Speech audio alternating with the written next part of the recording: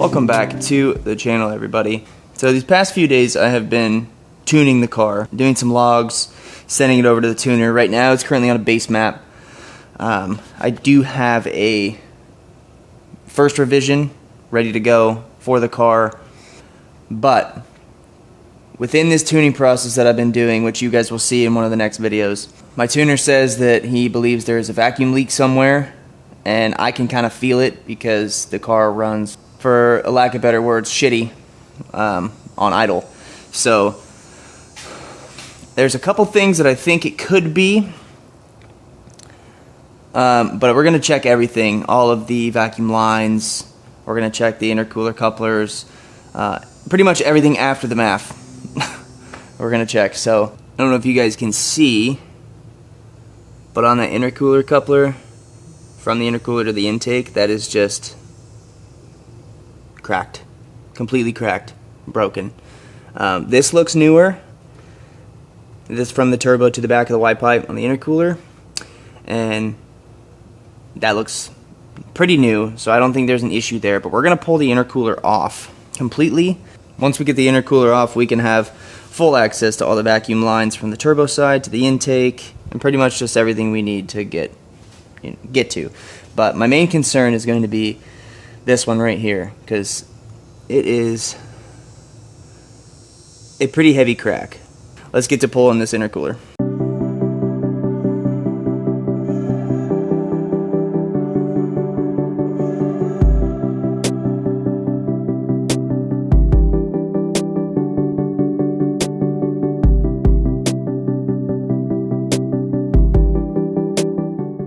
Now it's on to checking all the vacuum lines, now that we have all this space to work with.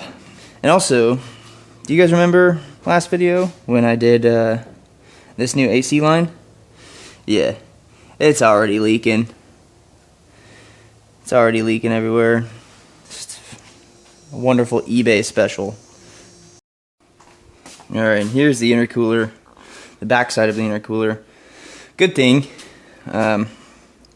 it did have the upgraded Grimspeed Y pipe, so now you don't have a coupler from here, a coupler in the middle of here connecting this one, and then another coupler. So a lot less connections.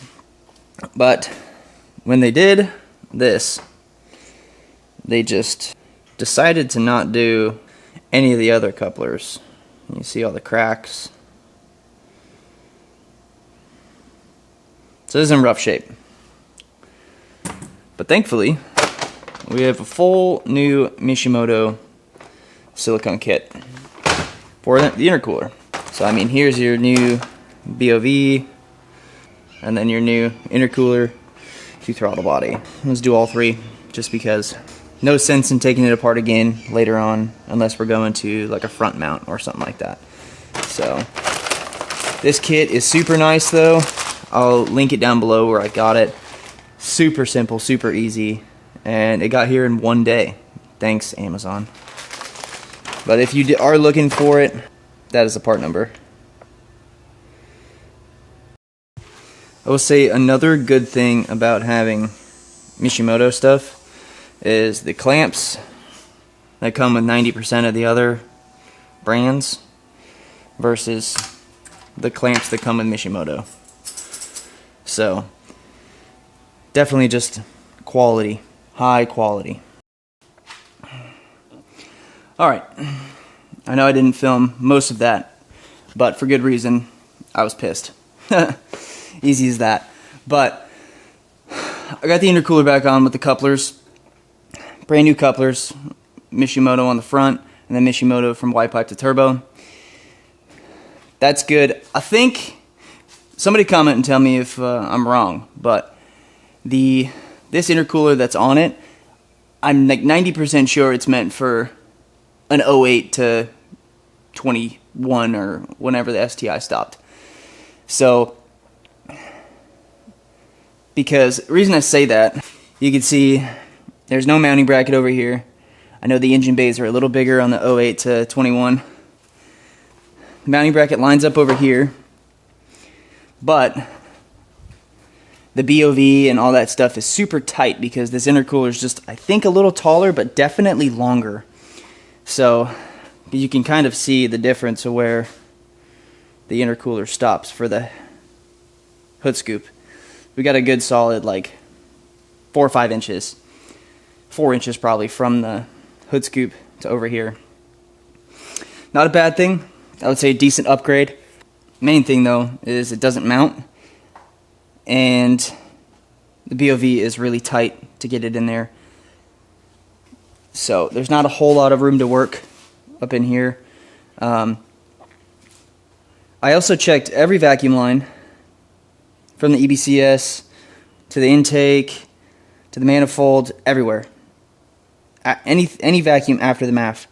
I cannot find any vacuum leak that is causing this car to dump fuel at idle. The tuner did say that it is super, super rich on idle, and it is perfectly fine at wide open throttle. I'm assuming that there is a vacuum leak somewhere. I cannot seem to find it. I think I'm gonna have to order up a smoke tester and smoke this car to be able to see, I guess, what line is cracked or, you know, what's going on. But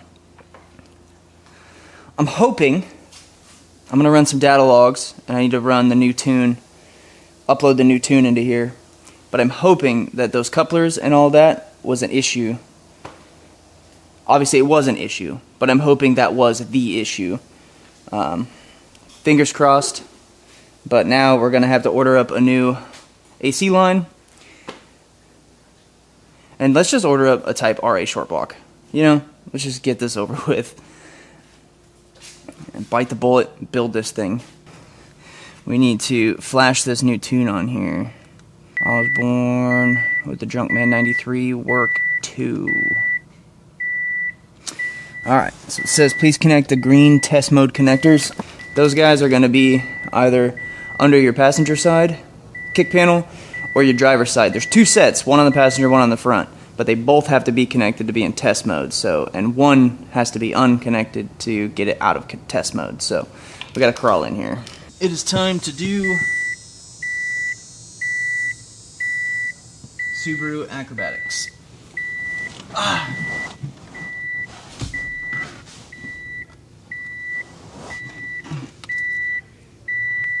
Alright, so I did the green connectors, and it turned the vehicle into test mode, which kind of tricks the ECU into allowing a new tune to be put on there, I guess. If that makes sense. Alright, turn the vehicle off and leave the ignition in the off position. Now you hear the fans kicking on. It is reinitializing the ECU in the vehicle so that everything can talk to each other. Alright, now we have to disconnect the green test mode connectors. Alright, change map was successful. Turn the vehicle off. Let it sit for 15 seconds before starting the vehicle.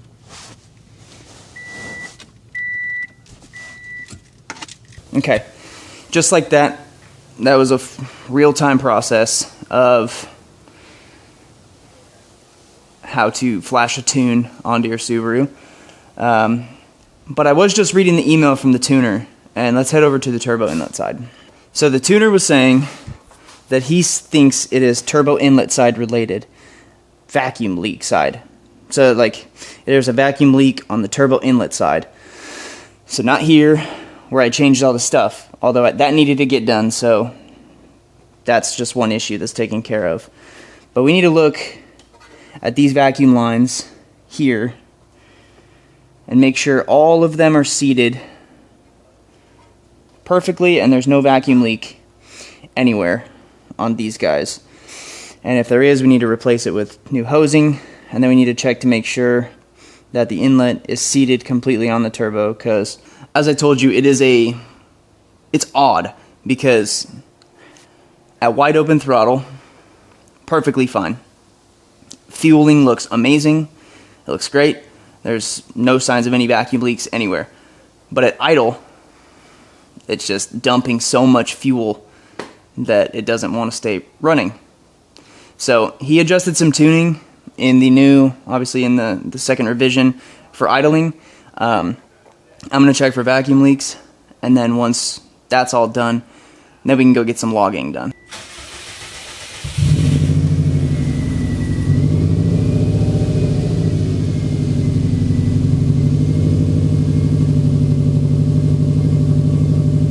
Alright, so we were gonna go for the first drive on the new tune, but I was going to back it out, let off the throttle, and it doesn't really want to stay running now. So whatever I did, I guess, did not. The car did not like it. I can't really make any more headway than I already did right now. Alrighty. Day 2. I'm working on this. So you can see, obviously it is a different day. But bigger thing is the intercooler is back off of this car. I went through and I talked to a couple of my friends who are really into Subarus also, and they said with everything hooked up, pull the MAF, wiring, and then start the car. If it runs like normal, kind of indicates you have a vacuum leak somewhere. So go off what the tuner said. So we go off what the tuner said, and he said it's on the turbo inlet side somewhere. And I was looking, and this turbo inlet is stock, and this car is almost 20 years old. So I have a feeling that a nipple somewhere is broken, cracked, or leaking, and it got worse, which I will insert a clip. I'll insert a clip right here. The leak seemed to get worse.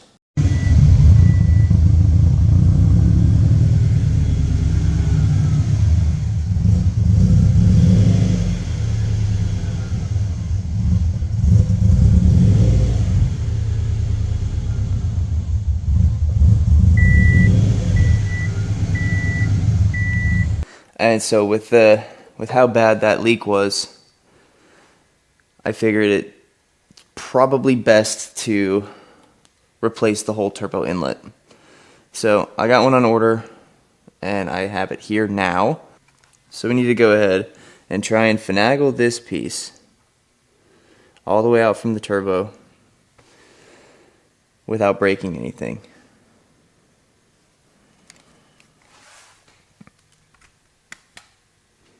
It's going to be a blast.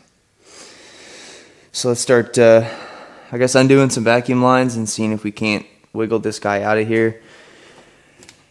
I have a feeling that I'm most likely going to have to pull at least part of the intake manifold up.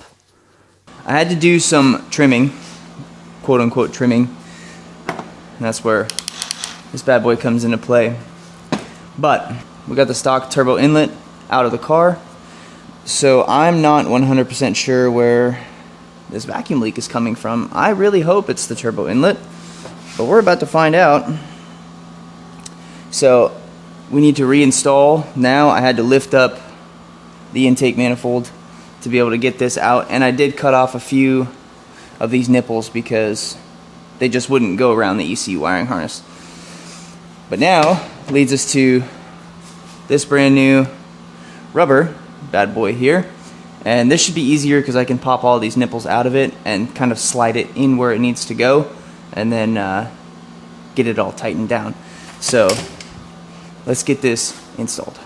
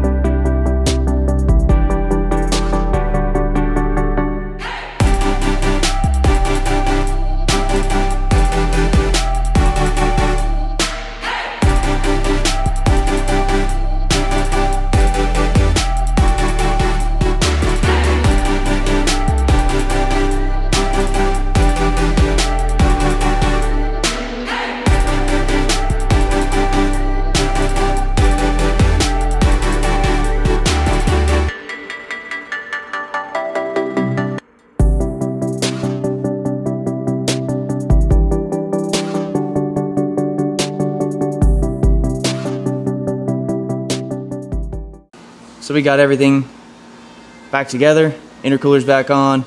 Everything's plumbed to the EBCS. BOV's on. Everything is good. Now the only thing that we need to do is we need to start this car and see if it actually fixed the problem, because I have the first revision of the tune on here, and the tuner wants to see some wide open throttle pulls. So let's get this thing started and let's see if we fixed our issue of our vacuum leak.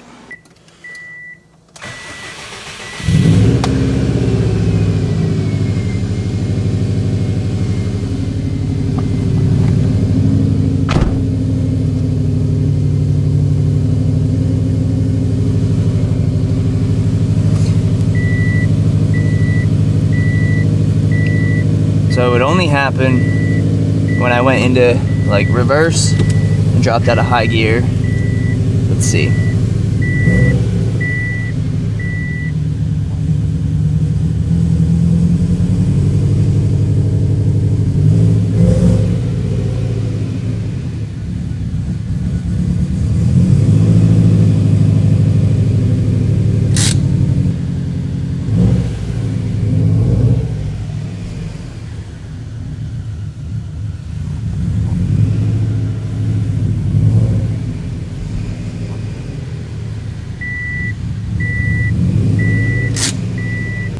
So it's still kind of doing it.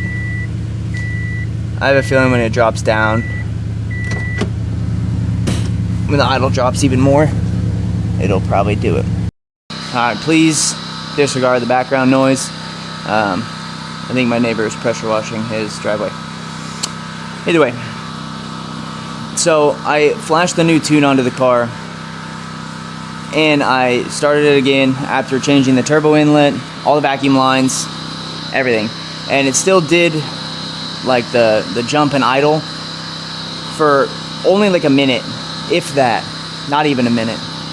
And then it fixed itself on the fuel trims, and now the access port is saying like 11.7, but then my air fuel from my wideband is saying 14.8, 14.9. I don't know which one to believe, but I did take some data logs, and I'm going to send it off to the tuner, and hopefully they can do a revision on the idle, and hoping that my problem resolves itself of the, the dumping fuel at idle.